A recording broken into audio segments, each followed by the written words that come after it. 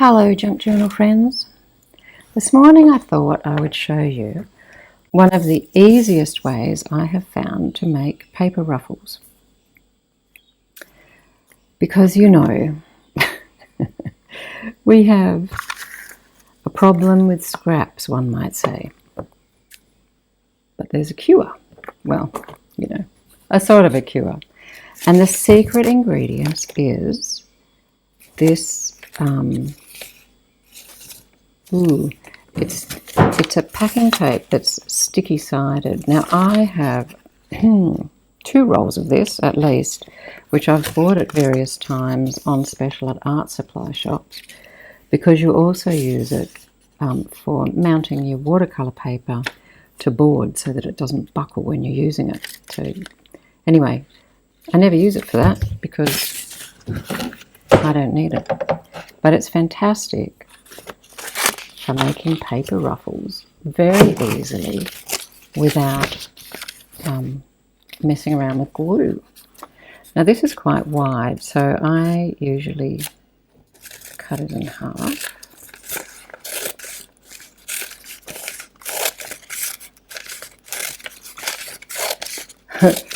Half-ish, you get the idea. And I generally do a long piece like this, and then cut it down, but of course you can do whatever length suits. And all you need, in fact, I think I will cut that short to make life easier right now. All you need besides your scraps is a water brush, or just a glass of water and a brush.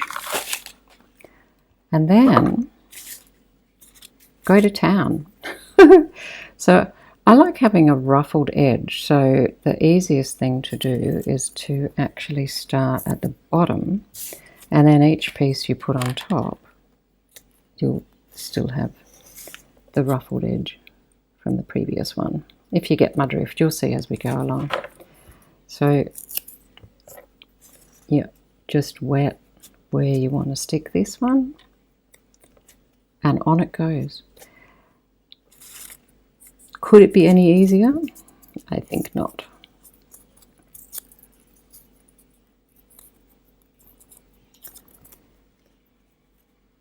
This is one of those can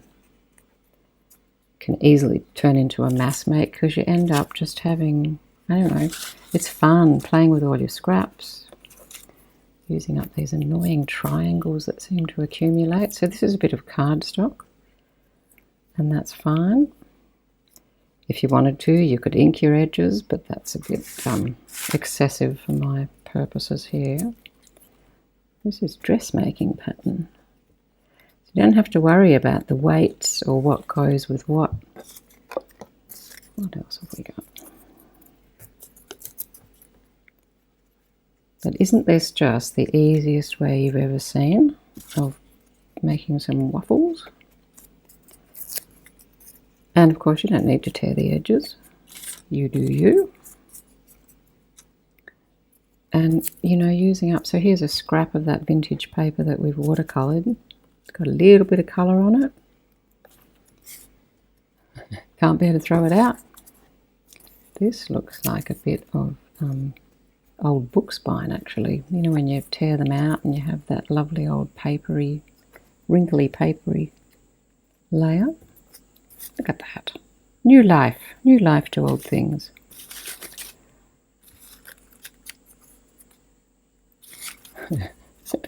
Can just get lost in your scraps. Always. Oh, pardon my hair. The problem with growing hair out is it gets everywhere. It gets to a certain length and nearly as bad as the cat. So thin, thick, you can colour coordinate if you were doing a particular journal. I see a lot of people decorate their, oh here we go, here's another watercolour piece. Their paper ruffles, like add, or well any ruffles really, add bits of lace, bits of button, bits of whatever. Oh, I can't rip that. That's too hard. I like to, when I make anything really, pockets or tucks or, you know, any ephemera pieces, I like to leave them fairly plain until I'm working into my journal and I know what general, goodness me, get out, what general colour palette I'm using or wanting. And then I can add like some, you know, brightly coloured bits to match. Ooh, look at that. Ooh, I think this was actually from a fancy chocolate wrapper. And I've been hoarding it, but perhaps it's time to use it. Now the good thing for me, all these little bits that are too small, they will now go in the bin. So I can't believe how attached to my scraps I get. But there does come a point, really. Oh, there's a bit of vellum. I wonder if that'll work.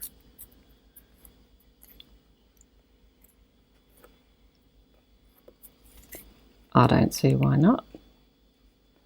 I will probably cut that little flower off. And maybe keep that. Alrighty, and then just put another bit of this. Some offcut from a book illustration. And there you go. Before you know, oops, don't put those back with the scraps. Before you know it, you have this excellent bit of decoration to use in a journal. Now, what I do when these are dry, I just run them through the sewing machine a couple of times to help anchor these little edges here. And then, of course, once you know what journal you're working into, where's my little box of stuff? Oh, here you go. Look, we could use this. We could use this little bit we just chopped off. Yeah. Let's say I'm working into a flower journal. I could add other little scraps of stuff that matched, little or not so little, that matched the theme of what I was working into and dress this up a bit more. I must admit, I rarely do this step. I usually just add them in as they are because I really like them. I don't know if that vellum's going to stick. But we'll see. Yeah, that can go in the scrap pile now for the next paper strip. And then, of course, maybe a label, because, you know, why not?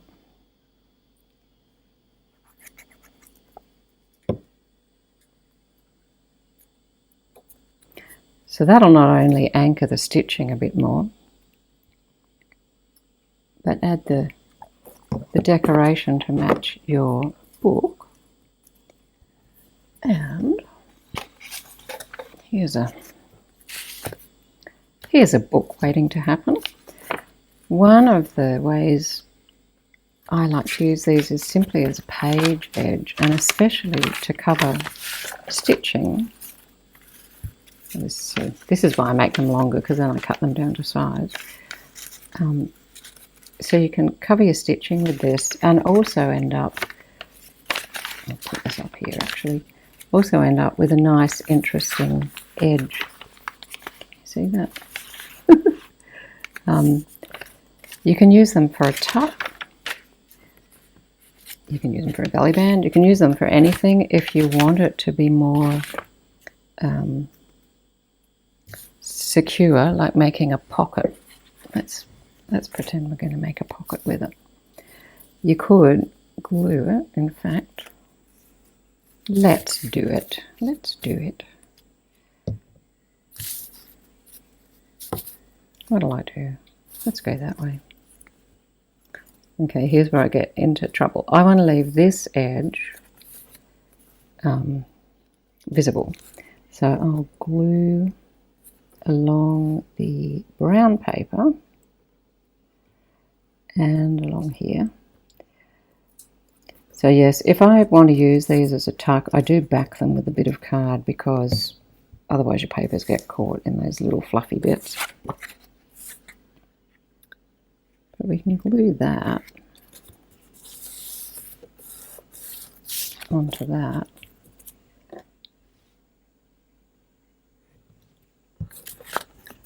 And just trim that off. Might leave that one, and then let's say this.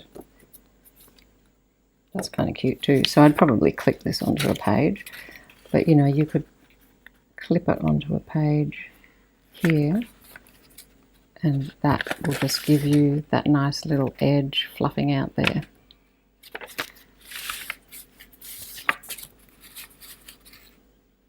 Cute, huh? Just dresses up a plain piece of card really nicely, uses up a bunch of scraps, and of course you can run them when you start making them in mass. Here's a journal that Q's working on, and she's attached these as extra decoration to lots of pages in here, and inked the edges. So she hasn't decorated the top of this, but it doesn't need it. It just adds a lot of interest. And I think mostly she's used them. Isn't this gorgeous? Oh, not on that. Ooh. I had a flick through here before. I think she's used them on the back. Yes, here we go. Of her ruffles. So covering this stitching with some more, actually look at that, coordinated stitching. Just adds a lovely bit of interest and colour and texture to a pretty ordinary page, as well as strengthening this bit, because you know, as soon as you stitch into a page, you have weakened it because you in effect have perforated it. So there you go. There's one of my favourite uses. We're really trying hard to do the no buy 25, so using up things in the stash. Like, I mean, what was I thinking? Why did I buy 2, possibly 3 rolls of this? A, I thought I was going to do really big watercolours. I don't. I like doing quick little ones. B, they would have been on special. And C, I would have forgotten that I'd bought one earlier. That's usually how things pile up in cupboards. Anyway, I hope this is useful to you and helps you to start to make a little tiny dent in your own scrap pile. Have fun. I'll see you next time. Bye.